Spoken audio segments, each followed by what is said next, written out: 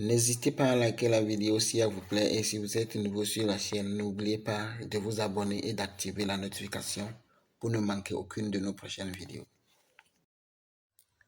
Nous allons expliquer une nouvelle expression aujourd'hui. Cette expression est être plein aux arts.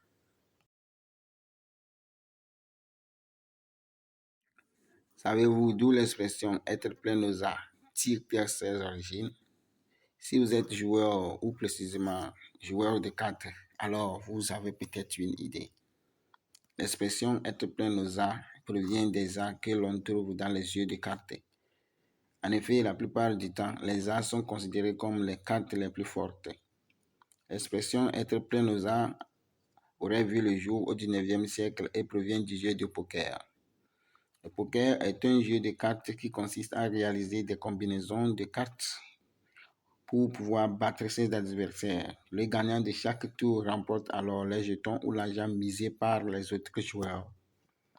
Au poker, les arts peuvent permettre de réaliser des combinaisons de cartes qui sont fortes et qui permettent de remporter les mises des autres joueurs. Ce faisant, on devient alors plus riche en jetons ou en espèces que les autres joueurs.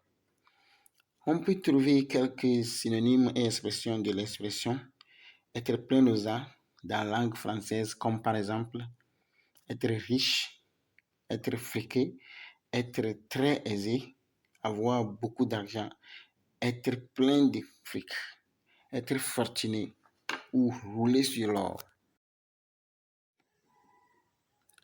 Comme exemple d'usage de notre expression du jour, nous proposons cette phrase simple.